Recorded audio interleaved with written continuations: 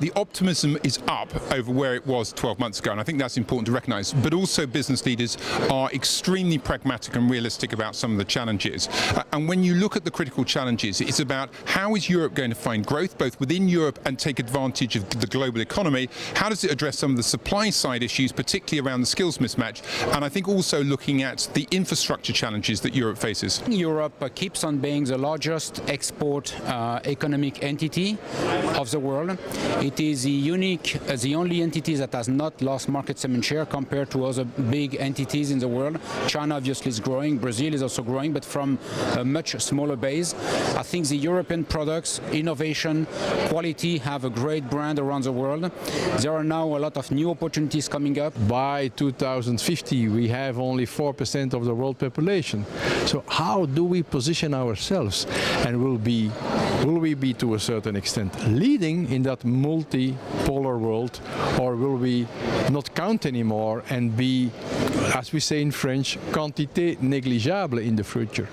But the most important thing for governments to do, I think, is to encourage a competitive environment for manufacturing business. And once people see that this is a growth area, then it's much easier to attract young people into those businesses. So what I want to see for Orgalime's members is a really competitive environment. And one of the worries I have is that now we're doing a little bit better.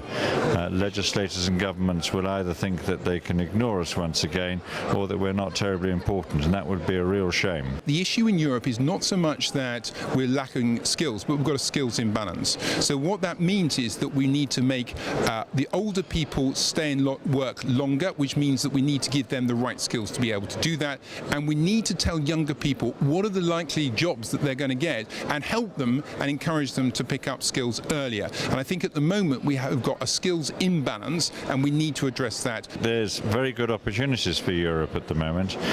Most of Orgalime's members are getting their significant growth of about 10% last year from export markets, and one of the things I want to see Europe understand is that that's got to be kept going. This is the engine of our growth.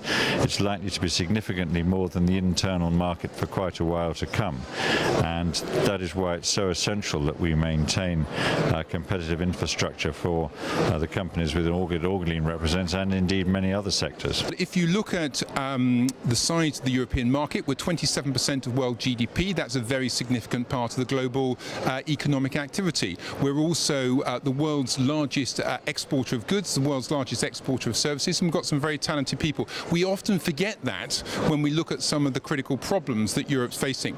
Europe is the most advanced economical entity in the world in terms of efficiency of producing and distributing energy.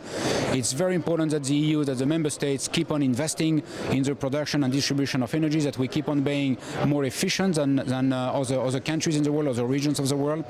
More ICT there is going to make it even more performant, more efficient, and with sustainable growth. We have an absolute focus on a smarter performance, meaning bringing more performance to the users.